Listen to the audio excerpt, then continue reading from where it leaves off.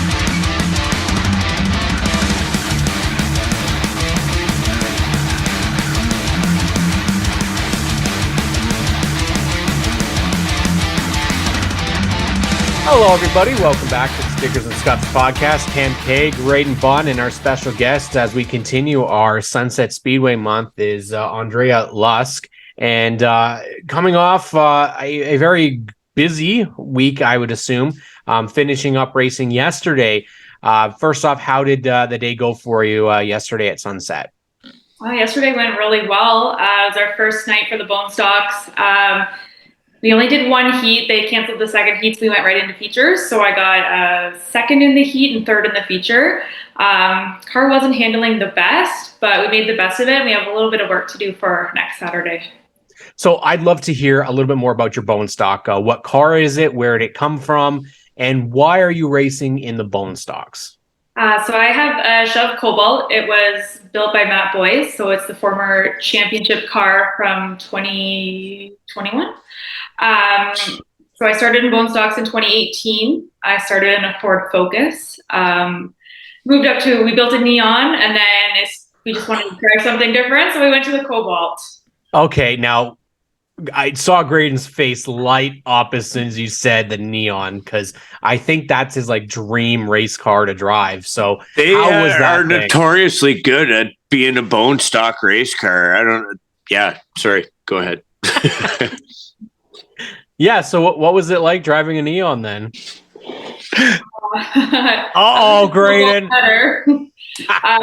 Yes, we built the Neon from scratch.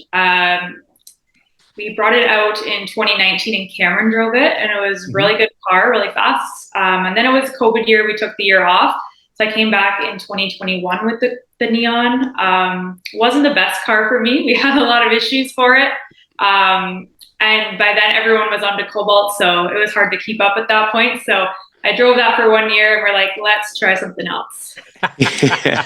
Well, that's interesting because I guess we really don't really look into the types of vehicles that people use for bone stock. So is it just you kind of go with what everybody else is driving? Is that kind of the best choice?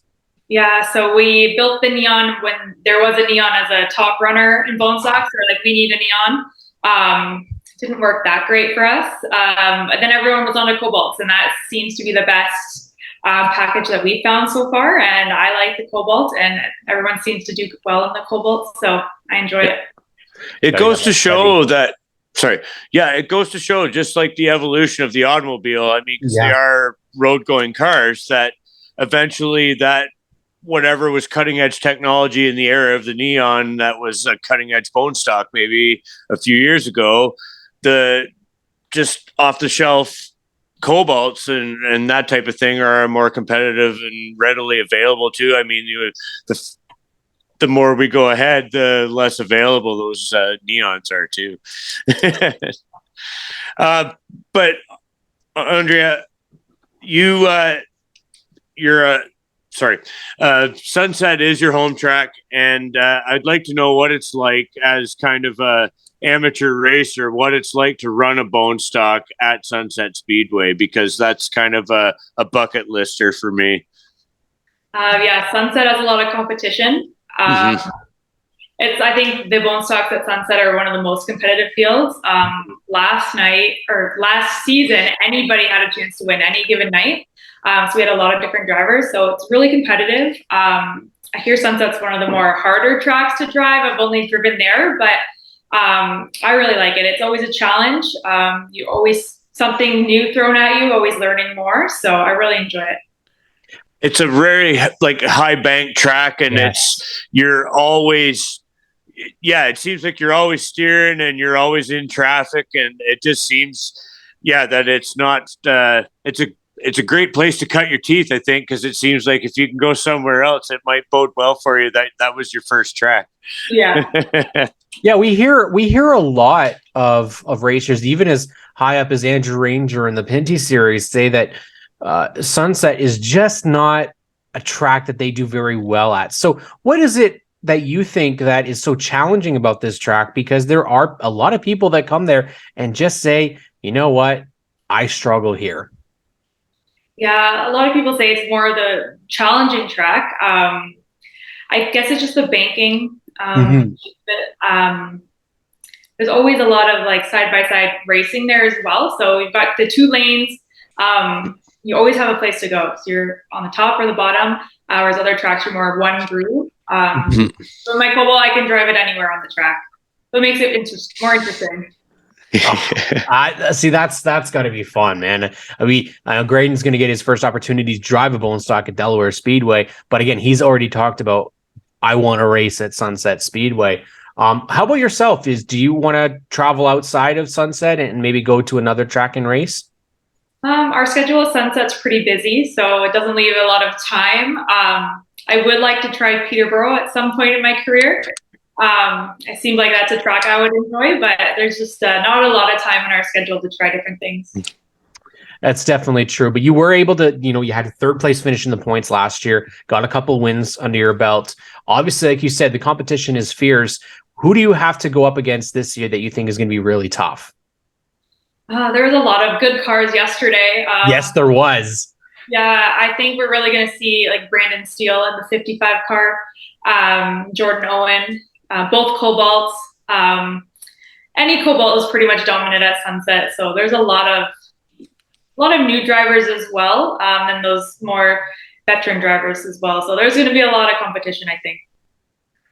There's something that they talk about it on the NASCAR broadcasts, big time down south, and racing in general. It's special to win on your birthday, and you're one of those people. What's it like to win on your birthday? What an awesome birthday gift. Yeah, that was pretty cool. My sister told them it was my birthday, so the whole crowd did a happy birthday for me, and it was Rib Fest at Sunset, so it was a good night. You better, it's like being at Montana's, but way better. Yeah, so you better gotten some free ribs out of that, right? Well, again, we always like to hear these stories about where and how people got involved in racing, because it isn't in Canada. It really isn't a pastime.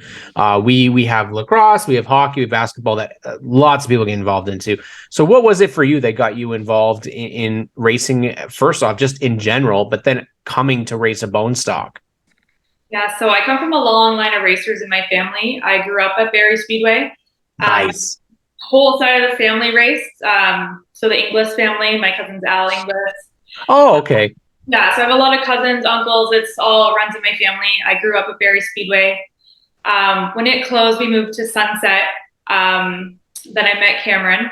And he decided to take a year off we bought our house.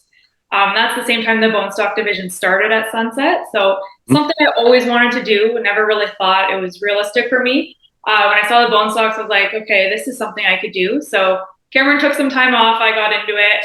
Now we're both back at it. And he's racing in the mini stocks this year. So again, the difference for the divisions is what would be the differences between those two divisions for people that don't know?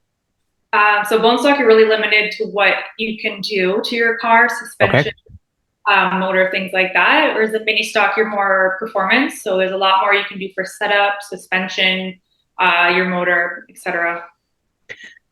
Well, I guess the big question is, are you going to go to a mini stock at some point, or are you going to stick with the bone stocks? We do have a mini stock. Okay. Not ready. It's something we've thought about. I definitely think I will get there. I like the bone stocks now. I'm comfortable where I am. My first goal was just to win a feature, so we did that last year. Now I want to try for a championship. So we'll see how this year goes. Maybe next year. We'll see. It's nice, like, to keep those goals sort of realistic and the progression, and whether you aspire to do it full time or just progress for as long as you kind of see yourself racing. It's cool to be able to say, all right, this year or last year it was win a feature. This year I'm going to focus on a championship and just kind of set those goals. And it's a different mindset when you're just trying to win a race, but then when you're trying to go after a championship, you have to adapt your mental strategy to that and points race, if you will. So how do you? I guess it's just a matter of mind over matter, where you just have to say, okay, I'm going after the big prize here, right? Yeah, absolutely. You have to be consistent. My 5 years of racing, I've been top 5 every year, so we've been really close. We've been there. Just got to be consistent. And that's the good thing too, is that you've done it for not just like a hot minute, but you've been into it 4 or 5 years and find out, okay, this year's just not a fluke, or on either end of the spectrum. It's not a fluke that we have all this bad luck, or it's not a fluke that we just backed into a win or something here or there. You have like a tried, tested, and notebook and everything too to build off of that.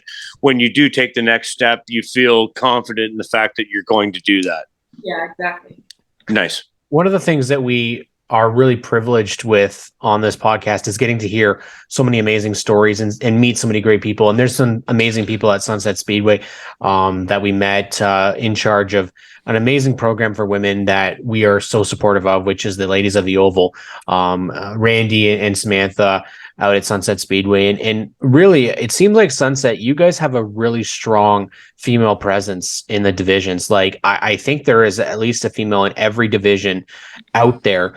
And I'm just wondering what your thoughts are on the Ladies of the Oval program and the representation actually out at Sunset Speedway, because I think I can think of it right now. I'm pretty sure there is a woman in every single division, which you can't say that for every track in Ontario right now.